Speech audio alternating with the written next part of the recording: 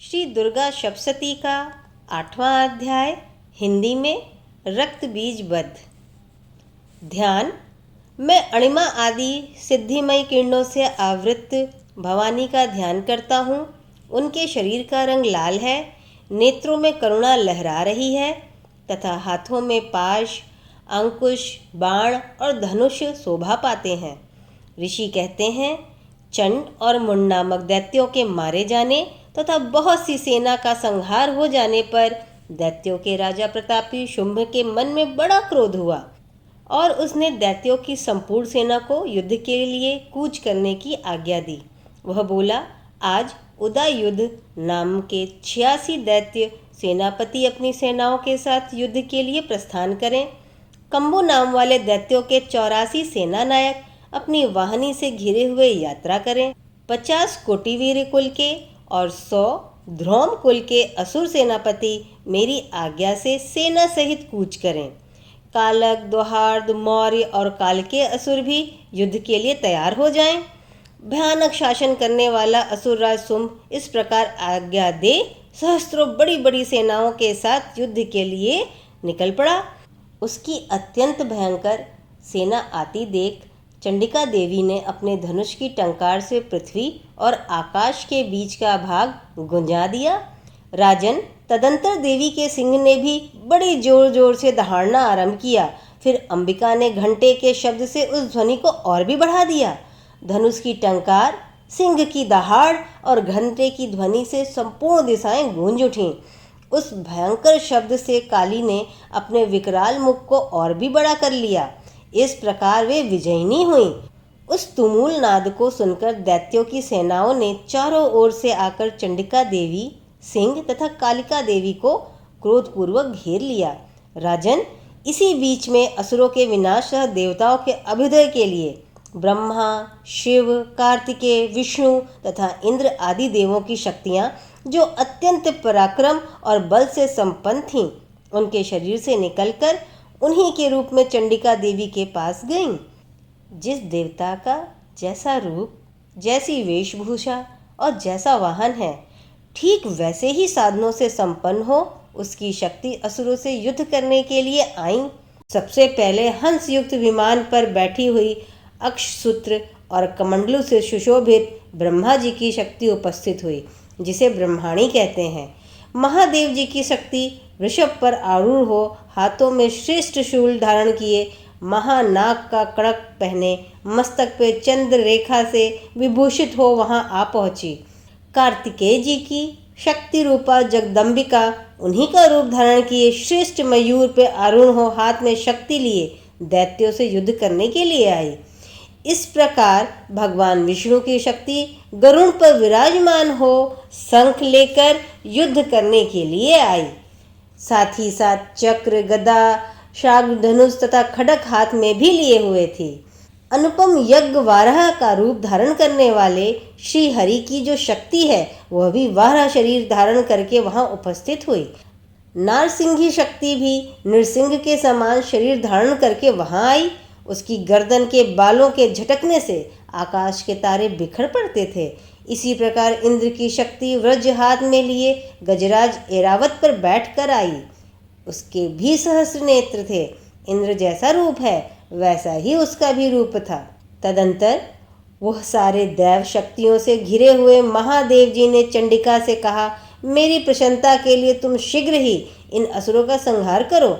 तब देवी के शरीर से अत्यंत भयानक और परम उग्र चंडिका शक्ति प्रकट हुई, जो सैकड़ों गिद्धड़ियों की भांति आवाज निकालने लगी।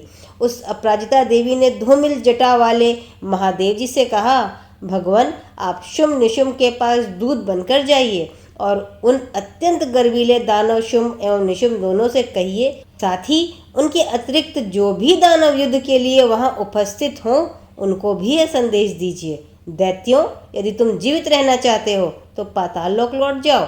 इंद्र को त्रिलोकी का राज्य मिल जाए और देवता यज्ञ भाग का उपभोग करें।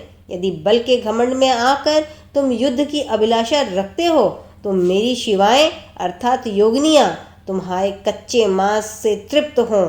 चूंकि उस देवी ने भगवान शिव को दूत के कार्य के लिए नियुक्त किया था, इसलिए वह शिवद्युति के नाम से संसार में विख्यात हुई।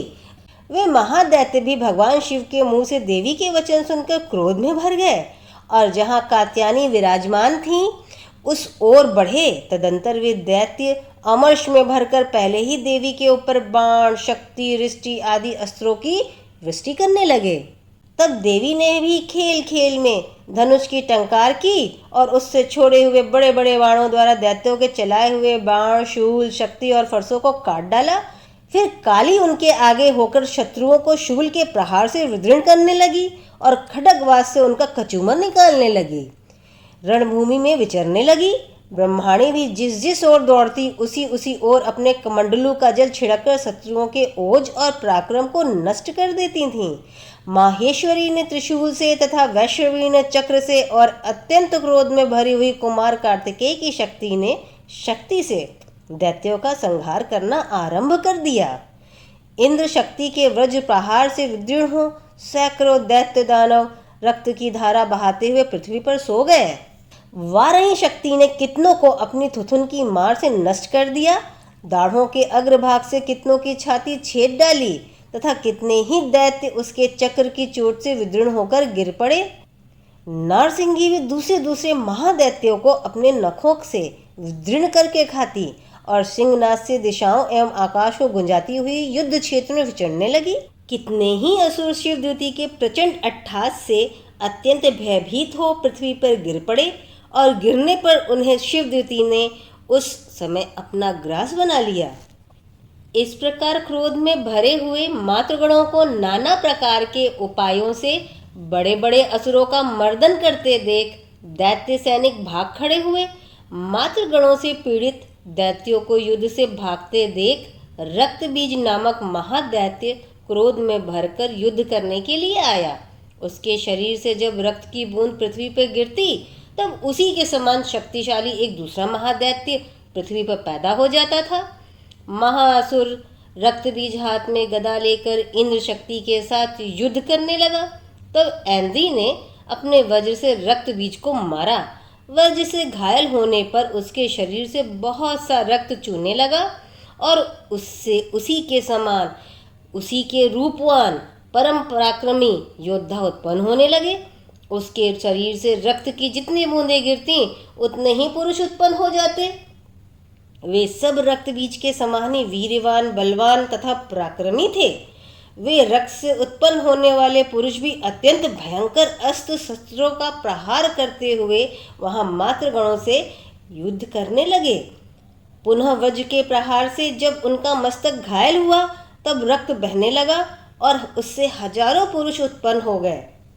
वैष्णवी ने युद्ध में रक्तबीज पर चक्र का प्रहार किया तथा ऐन्द्री ने उस दैत्य सेनापति को गदा से चोट पहुंचाई। वैष्णवी के चक्र से घायल होने पर उसके शरीर से जो रक्त बहा और उससे जो उसी के बराबर आकार वाले सहस्त्रों महादैत्य प्रकट हुए, उनके द्वारा संपूर्ण जगत व्याप्त हो गया। कौमारी ने शक्ति से, वाराही ने खड्ग से और माहेश्वरी ने त्रिशूल से महादैत्य रक्तबीज को घायल किया। क्रोध में भरे हुए उस महादैत्य रक्तबीज ने भी गदा से सभी मात्र शक्तियों पर पृथक पृथक प्रहार किया। शक्ति और शूल आदि से अनेक बार घायल होने पर जो उसके शरीर से रक्त की धारा पृथ्वी पर गिरी, उससे भी निश्चय ही सैकड़ों असुर उत्पन्न हुए। इस प्रकार उस महादैत्य के रक्त से प्रकट हुए असुरों द्वारा संपूर्ण जगत व्याप्त हो गया। इससे उन देवताओं को बड़ा भय हुआ। देवताओं को उदास देख चंडिका ने काली से शीघ्रतापूर्वक कहा, चामुंडे, तुम अपना मुख और भी फैलाओ तथा मेरे शस्त्रपात से गिरने वाले रक्त बिंदुओं और उनसे उत्पन्न होने वाले महादैत्यों को तुम अपने इस उतावले मुख से खा जाओ। इस प्रकार रक्त से उत्पन्न होने वाले महादैत्यों का भक्षण करती हुई तुम रण में विचरती रहो। ऐसा करने से उस दैत्य का सारा रक्त क्षीण हो जाने पर वह स्वयं ही नष्ट हो जाएगा। उन भयंकर दैत्यों को जब तुम खा जाओगी तब दूसरे नए दैत्य उत्पन्न ही नहीं हो सकेंगे। काली से यो कहकर चंडिका देवी ने शूल से रक्त बीज को मारा और काली ने अपने मुख में उसका रक्त ले लिया। तब उसने वहां चंडिका पर गदा से प्रहार किया। किंतु उस गदापात ने देवी को तनक भी वेदना नहीं पहुंचाई। रक्त बीज के घायल शरीर से बहुत सा रक्त गिरा, किंतु ज्यों ही वह गिरा त्यों ही चामुंडा ने उसे अपने मुख में ले लिया। रक्त गिरने से काली के मुख में जो महादैत्य उत्पन्न हुआ उन्हें भी वह चट कर गई और उसने रक्त बीज का रक्त भी पी लिया। तदंतर देवी ने रक्त बीज को, जिसका रक्त चामुंडा ने पी लिया था, वज्र, बाण, खड्ग तथा रिष्टि आदि से मार डाला। राजन, इस प्रकार शस्त्रों के समुदाय से आहत एवं रक्तहीन हुआ महादैत्य रक्त बीज पृथ्वी पर गिर पड़ा। नरेश्वर, इससे देवताओं को अनुपम हर्ष की प्राप्ति हुई और मातृगण उन असुरों के रक्त पान के मद से उद्दत सा होकर नृत्य करने लगा। इस प्रकार श्री दुर्गा सप्तशती का 8वां अध्याय पूर्ण होता है। कल्याणमस्तु को सब्सक्राइब करें, लाइक का बटन दबाएं, मित्रों के साथ शेयर करें। धन्यवाद।